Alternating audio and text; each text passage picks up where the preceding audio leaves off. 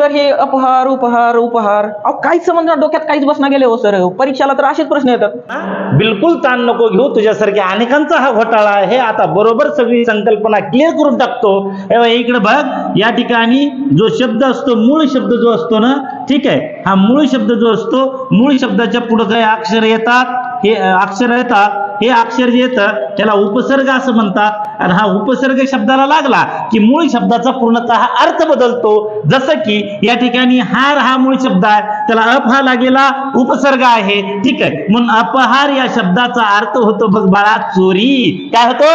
चोरी. आणि उपहार म्हटलं की नजराना, नजराना किंवा ह्यालाच म्हणायचं पाय भेट. आणि उपहार म्हणजे फराळ.